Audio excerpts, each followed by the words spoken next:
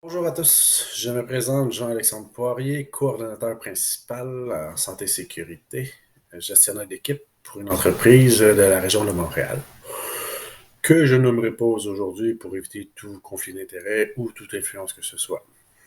À la suite d'une question de M. Paul Brosseau sur Facebook, sur la page des coordonnateurs santé et sécurité, j'ai répondu à celle-ci et Paul est entré en contact avec moi pour me demander de faire un petit vidéo sur une situation que j'ai vécue. Cela parle d'un des aspects qui, selon moi, est le plus important, mais souvent négligé par beaucoup d'agents coordonnateurs SST. C'est la prise de notes et les rapports journaliers. Vous allez entendre une situation que j'ai vécue fin 2022 qui, sans avoir eu une rigueur de ma part en 2020, m'aurait potentiellement apporté certains petits problèmes. Pour débuter, sachez que puisque ce dossier a été judiciarisé, aucun nom ni aucune entreprise ne sera mentionné tout au long du vidéo à des fins illégaux. Alors, commençons un petit peu. Pour vous mettre en contexte, je vais vous parler de mon début en tant qu'agent de prévention. Celui-ci a commencé en 2019 suite à un accident CNSST que j'ai eu en 2016. Je suis tombé d'un étage et je me suis magané la colonne vertébrale. Mon employeur, en accord avec la CNSST, mon syndicat et moi-même, avons décidé de me convertir en agent SST. Comme qu'on dit, quoi de mieux qu'un blessé pour éviter ce genre de situation dans le futur. Alors, j'ai fait ma formation au collège avec Paul et arrive le temps de mon stage. Une petite parenthèse ici, c'est que l'avantage qu'on avait dans le temps et que malheureusement vous n'aurez pas, c'est que nous avions un stage de plusieurs semaines qui nous permettait de mettre en pratique ce que nous avions appris en théorie au collège avant d'obtenir nos cartes. Cela m'a été vraiment d'une grande utilité.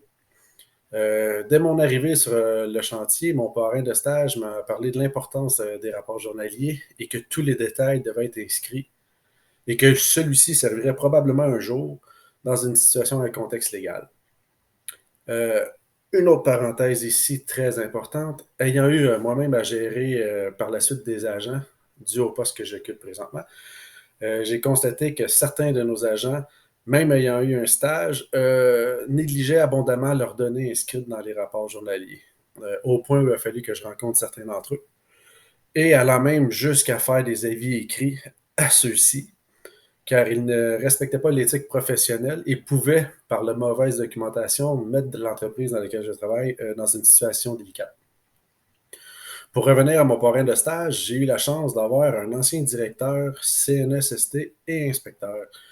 Celui-ci a décidé dans les années 2019 de se reconvertir en tant que coordonnateur SST pour l'entreprise dans laquelle je travaille pour mettre en place des bonnes pratiques. Euh, Fait que dès les premières semaines de mon stage, quotidiennement, il me faisait des mises en situation où je devais chercher dans mon rapport journalier les réponses à lui donner. Il me disait toujours de prendre des notes dans un calepin pour être sûr de savoir à qui j'ai parlé, la température, où j'étais, sur quel étage, qui sont les témoins, à qui les demandes ont été faites, comment les demandes ont été faites, etc. Autre parenthèse ici, les anciens utilisent souvent les calepins de notes. De mon côté, moi, il y a plusieurs outils qui existent à votre disposition. Moi, j'utilise, c'est l'application Word directement installée sur mon cellulaire. Facile, simple, on l'enregistre, c'est enregistré directement dans le OneDrive, on marque la date à tous les jours, quotidiennement, tout ce qui se passe, je l'écris, que ce soit l'heure d'arrivée, la température qu'il y a, peu importe, tout est inscrit dans le téléphone. Alors, revenons au sujet. Honnêtement, pour être honnête avec vous, je trouvais en tant que nouvel agent, c'était un peu poussé, même fatigant, les démarches comme ça. Je me disais que j'ai de la mémoire, je suis capable de faire travailler ma cervelle, puis j'étais capable de répondre aux questions de qu'est-ce qui s'était passé la veille et avec qui j'avais parlé. On parle simplement de l'orgueil. Fait. Un jour, à 10 heures le matin, il y a une madame, il me dit, il y a une madame qui est venue me voir à la roulette pendant que tu étais sur le chantier. Il paraîtrait qu'il y a une chose qui est tombée de la nacelle il y a 3 jours dans l'entrée des résidents. Fait qu'il me dit, d'après toi, est-ce que ça se peut? Ouais, ma première réponse, c'est comme, oui, c'est clair, ça se peut, il y a quelque chose qui peut arriver. Il me dit, moi, je te dis que non, puis j'en ai la preuve. Ouch, je dis, OK, je te crois. Si tu le dis, il dit non, tu peux pas me croire. Il faut que tu en aies la preuve toi aussi. Deuxième claque au visage. Il me dit, regarde dans tes rapports journaliers, dans tes notes, tu devrais avoir la réponse. J'ai beau chercher dans mes rapports des journées précédentes, dans mes notes, je trouve rien. Pour vrai, je suis dans le néant. Puis je me dis, ah, OK. Fait que là, il me regarde, il dit, t'es prête? Je vois. Il sort son petit calepin de notes, puis il me dit, il ouvre son rapport journalier. Il me dit, il y a 3 jours, il y avait des fortes pluies. Il y avait des vents de 50 km à l'heure. On a parlé au contremaître, M. G, à 7 heures le matin, de la compagnie de revêtement. Puis ce dernier nous a confirmé qu'aucun travailleur irait travailler à l'extérieur, à l'extérieur faire du revêtement cette journée-là. Il dit, j'ai une photo prise le matin, une photo prise l'après-midi du chantier. On voit les nacelles à la même place dans le fond de la cour en arrière. Ils n'ont pas bougé, on voit aucune trace au sol de la boue comme quoi il aurait circulé. Il dit en plus, il n'y a eu aucune opération de levage. Enfin, impossible qu'il y ait eu des nacelles à cet endroit-là il y a 3 jours et que quelque chose aurait tombé. Fait que je peux vous dire pour vrai, à ce moment-là, j'étais vraiment pas gros dans mes souliers, puis j'étais vraiment pas à l'aise de la situation. Fait que, il me dit que c'est un contexte, qu'il n'est rien arrivé, mais qu'un jour, une situation comme ça va probablement arriver, puis qu'il va être important d'établir les faits, puis seulement ça. Fait que, suite à cette situation-là, j'ai vraiment réalisé que notre seul ami sur les chantiers est le rapport journalier. Chaque personne va amener une opinion d'un incident ou d'une situation, mais le rapport, lui, apporte des faits. Fait que j'ai vraiment porté une attention particulière à tout ce que je notais.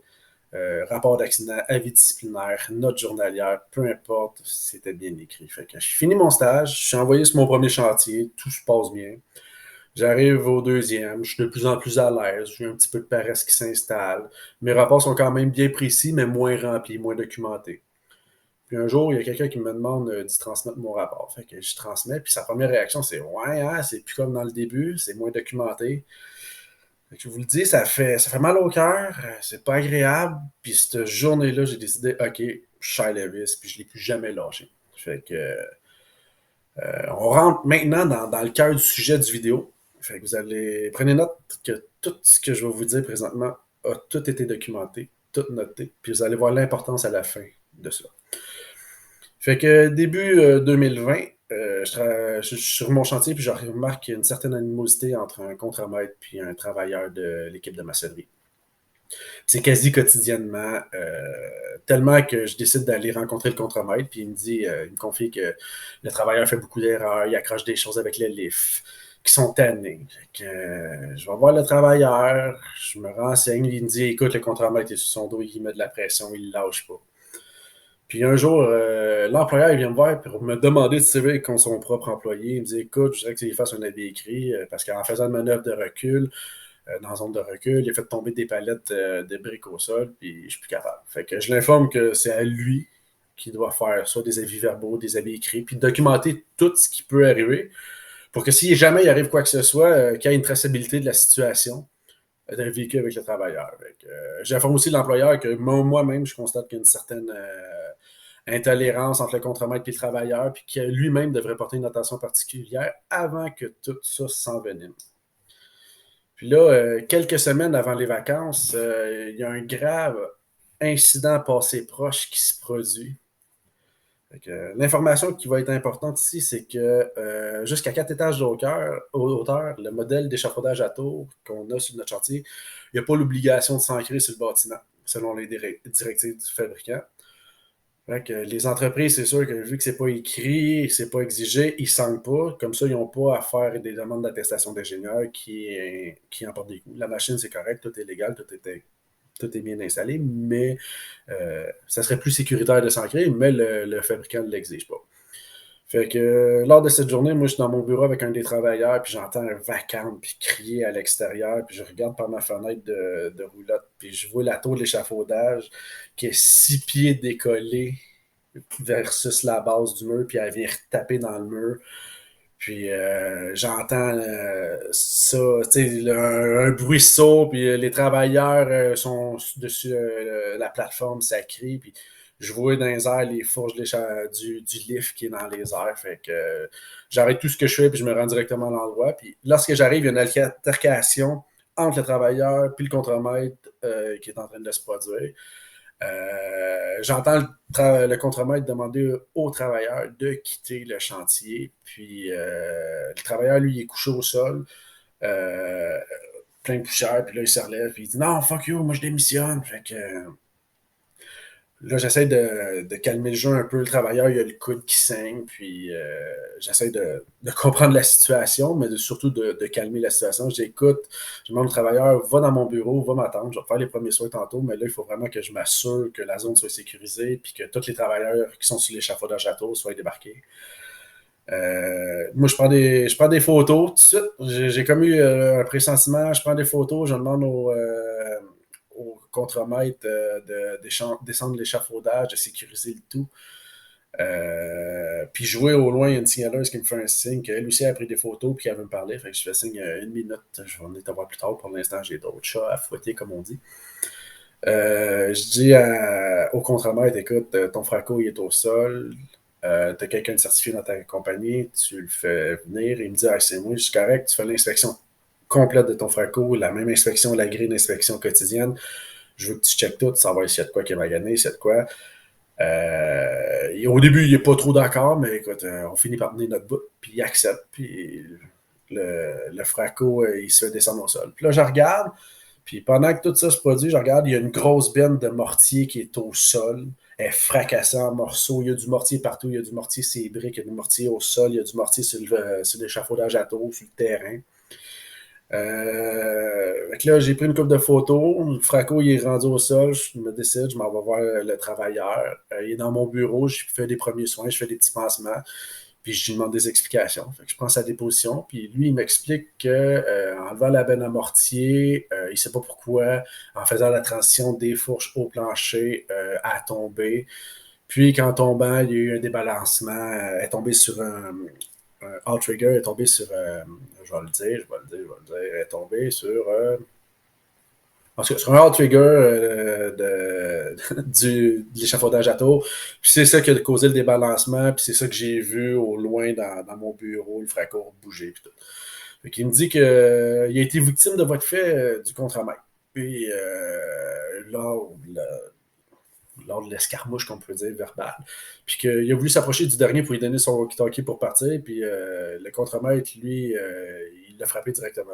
Fait que, il veut porter plainte à la police, il veut se rendre au poste de police. Fait que, pas de trouble, je trouve l'endroit où est le poste de police plus loin, j'imprime le plan, je regarde, je prends des photos de lui, voir comment il est poussiéreux, le coude, puis je dis écoute, je vais te recontacter dans la journée, mais pas de trouble, tu peux y aller, c'est ton droit. Fait que je retourne voir le contremaître pour avoir son explication. Il me dit que, écoute, le chauffeur de lift, il a fait une manœuvre brusque, que ses fourches n'étaient pas bien placées, qu'il était placé pour prendre les palettes de briques, ce qui veut dire qu'il était rétréci. Puis que quand il lève des bennes à mortier, ils sont supposés d'être ouvertes au complet. Puis, dans le fond, en enlevant la charge d'un air au complet, il a fait un faux mouvement. La benne est tombée sur le plancher. On parle de plusieurs centaines de livres directement sur le plancher. Le coup que ça a donné, tout s'est mis à bouger. Puisque l'échafaudage n'était pas ancré sur le bâtiment, tout ça a été amplifié. Fait que tous les outils qui étaient sur le dessus de la plateforme ont foutu le camp à terre. Les travailleurs sont tombés directement sur la plateforme. Fait que selon lui, il y a même à 2 doigts que les 10 travailleurs tombent de 4 étages de l'échafaudage à tour. Fait qu'il me confirme lui aussi qu'il est descendu voir le travailleur, qu'il y a eu une altercation verbale à ce qu'il dit, puis que le contremaître qui a exigé qu'il quitte sur le champ. Fait que c'était son droit de demander au travailleur de quitter pour clore la situation, puis que son employeur avait été averti. Fait que le travailleur, lui, il aurait lancé son walkie-talkie, puis il aurait foncé sur lui. Fait que le contremaître, pour se protéger, aurait poussé le travailleur au sol. D'où les blessures qu'il aurait eu au cas. Fait que comme vous voyez présentement, il y a 2 versions différentes pour le même événement, au même moment, au même temps. Puis c'est ça le problème qui arrive dans ces situations-là, c'est que tout le monde va avoir une version différente des faits, puis même ceux qui n'ont rien vu. Fait qu'il est vraiment important à ce moment-là de séparer ceux qui disent avoir vu de ceux qui ont vu. Fait que tous les travailleurs sur l'échafaudage à tour sont tous pro, c'est plate à dire, penchent tous du côté du contremaître, Puis il faut vraiment, une moment donné, que je leur dise, OK, je vous demande de me laisser de l'espace. Puis si j'ai besoin de vous voir pour avoir votre déposition, je viendrai. Mais là, pour l'instant, laissez-moi faire mon enquête. Fait que, puisqu'il y a une altercation verbale, physique entre deux personnes, automatiquement, mon programme de prévention stipule qu'au minimum, c'est un avis écrit qui doit être fait aux deux travailleurs. Puis, deuxièmement, puisque l'incident est un procès proche qui aurait pu avoir des conséquences catastrophiques, l'enquête doit être vraiment minutieuse, très détaillée, comme s'il y avait eu un mort. Fait que, à ce moment-là précis de la journée, je peux vous dire que je savais que ma journée allait être très longue et que mon attention devait être 100% stickée sur cette situation, puis faire toute la documentation avant la fin de la journée. Fait que, je vais à la rencontre des témoins, dont une en particulier que j'ai parlé tantôt, la signaleuse. Elle me dit qu'elle a tout vu de la situation, puis je prends sa déposition, puis elle est vraiment très précise, détaillée, au quart de tour. Je note tout ce qu'elle me dit. J'y demande, elle a pris des photos, j'y demande qu'elle me les transfère à moi. Puis je prends vraiment des notes de tout. Puis même ceux-là qui pourraient me sembler inutiles, vaut mieux avoir plus d'informations dans ce moment-là que d'en manquer, mais qui arrive à la fin de la documentation. Fait que je vais rencontrer la surintendante du chantier, j'explique la situation, j'appelle mon coordonnateur SST, j'informe ma haute direction d'entreprise, puis j'explique que les mesures à prendre rapidement envers les deux travailleurs, c'est des avis écrits au minimum, puis que même qu'une suspension devrait probablement être appliquée. Pendant ce même temps-là, il y a eu une inspection qui a été faite par la personne qualifiée sur l'échafaudage à taux. Je reçois le document de certification comme quoi qu'aucun bris a été fait à l'échafaudage, que tout est fonctionnel. On redonne le go pour qu'ils puissent recommencer les travaux. Et j'en profite, j'informe l'employeur sous-traitant du chantier qu'il va y avoir des mesures administratives qui seront prises contre ces deux travailleurs, contre le contremaître et le travailleur. Et en plus, que j'en informerai le sous-traitant ayant le lien légal de la maçonnerie pour qu'il soit informé de la situation, de ce qui s'est passé. Fait qu'on décide que nous, de notre côté, c'est des avis écrits parce qu'il n'y a pas vraiment eu de grand... On n'est pas sûr de ce qui s'est passé, mais on sait qu'il y a eu une altercation. Fait que avis écrit. Mais puisque le travailleur n'est pas là, je le contacte, puis je l'informe qu'il va avoir un avis écrit, que je vais lui faire parvenir son avis, puis qu'il faut qu'il me le retourne signé. Puis je fais part, s'il souhaite, qu'il y a une petite zone dans l'avis écrit, il est marqué explication du travailleur, il peut m'écrire sa version, il n'y a aucun problème, il faut juste que j'aille la copie. Je vais voir le contremaître, je fais la même chose, les deux me retournent les copies, remplies, signées. Fait que j'envoie par courriel à mon employeur les avis écrits, à l'entreprise sous-traitante ayant le contrat légal, les avis écrits, et à le sous-traitant travaillant sur le chantier. Fait que, puis dans mon courriel, je détaille la situation. Je suggère fortement qu'il devrait avoir une suspension pour l'altercation qui s'est produite. Fait que je finis mon rapport d'enquête, puis je le fais parvenir à ma direction. Et le sous-traitant ayant le contrat légal, lui, m'appelle puis il me dit écoute, je veux une copie du rapport d'accident, je veux savoir ce qui s'est produit dans les détails. Fait que je fais parvenir le courriel avec un accusé de réception. Je documente le tout, je prends tout dans mon rapport journalier et la journée est terminée. Ça m'a pris 4h30, même un peu plus, pour juste documenter cet événement-là. Donc on s'entend que la journée a été axée là-dessus. Fait que, le lendemain matin, il n'y a aucun des deux travailleurs qui est présent. Fait que, je le note dans mon rapport journalier. Le surlendemain, le contremaître, lui, il rentre du chantier de sa suspension. Il me dit qu'il a été suspendu. Mais le travailleur ne rentre pas. Fait que, plus qu'il n'a pas rentré, puis plus qu'il a été blessé au coude, je prends l'initiative d'y envoyer juste un message texte. Hey, salut, comment tu vas? Je prends tes nouvelles. Il me dit, il m'envoie une photo de lui. Il est dans un autre lift, sur un autre chantier. Il m'écrit, il me dit, hey, j'ai démissionné, je travaille maintenant pour la compagnie. Puis à rester, puis je suis heureux à cet endroit, puis c'est ça. Fait que, j'ai écrit parfait, bonne journée. Je le note dans mon rapport journalier. 2 semaines plus tard, je fais juste y texter. Puis, toujours heureux. Fait que, il m'écrit ouais, toujours heureux avec une photo de lui, c'est encore dans un livre sur un autre chantier. Fait que, pour moi, le dossier est clos, on ferme la page. On continue notre petit train-train quotidien. Il y a 2 ans qui passent. Je suis en convalescence en octobre 2022 suite à une opération à colonne que j'ai eue. Et je reçois un appel. Téléphone sonne, puis c'est mon téléphone de job, fait que je trouve ça bizarre. Je réponds. Il dit oui, bonjour, monsieur Poirier. Je me présente, monsieur R, avocat de représentant l'entreprise on va dire Z et Monsieur Y, le contremaître de la compagnie. Ouais, OK, qu'est-ce que je peux faire pour vous? Il dit, on a une poursuite de 22 000 d'un travailleur se disant avoir été victime de voies de fait sur un de vos chantiers en 2020. Il dit, ce dernier est présentement sur la CNSST depuis 2020 pour troubles psychologiques. Puis la version que j'ai, c'est que mon client s'est senti attaqué, a poussé le travailleur pour se défendre. Et puisque j'ai un document d'avis écrit que vous avez remis à mon client avec votre nom, vous êtes un témoin de la situation, j'aimerais en discuter. Je réponds, écoute, pas de trouble, je suis prêt à vous en parler. Fait qu'on parle un peu, puis il finit par dire, d'accord, il dit, je vais vous faire parvenir un subpoena pour lundi prochain. OK, pourquoi un subpoena? Il dit, écoutez, vous avez une obligation lundi prochain de vous présenter en cours et venez donner votre version des faits. Puis je tiens à vous informer que si jamais vous ne vous présentez pas, ça sera considéré comme un outrage au tribunal, puis vous pourrez être poursuivi. Fait que je demande son courriel pour des communications futures, puis je raccroche, puis vraiment, je suis vraiment comme un peu déboussolé, branlé de la situation.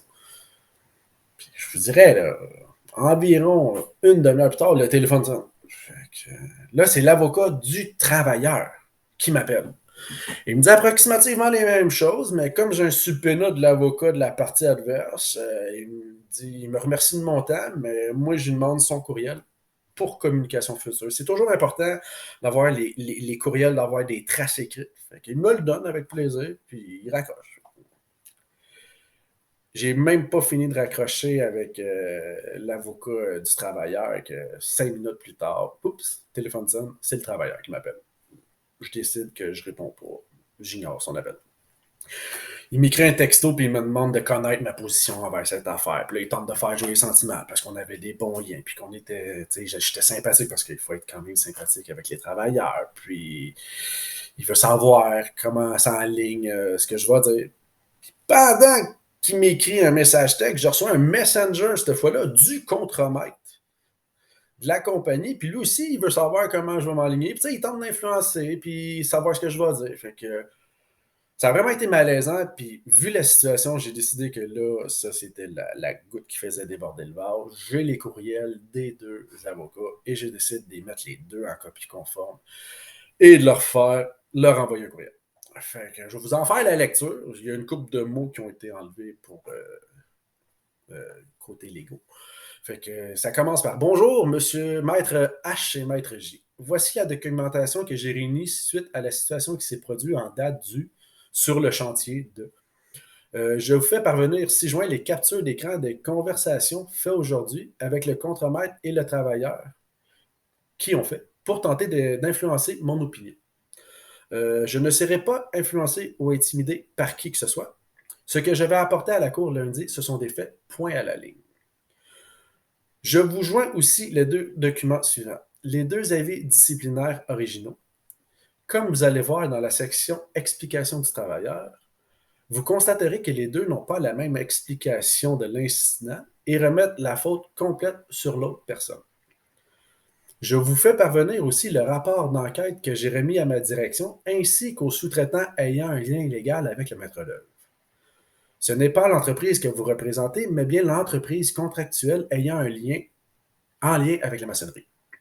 Ce dernier ne semble pas avoir remis le rapport d'enquête à l'employeur dans cette cause, selon notre discussion.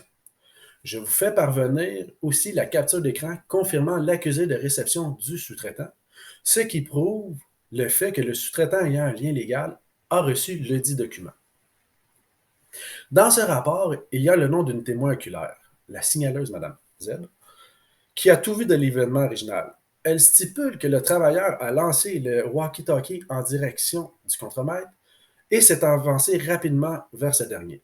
Le contremaître a alors décidé de le frapper directement au visage et de le pousser au sol. Cela ne concorde aucunement avec chacune des déclarations que vous avez. Vous constaterez que le rapport d'enquête est minutieusement détaillé avec photo.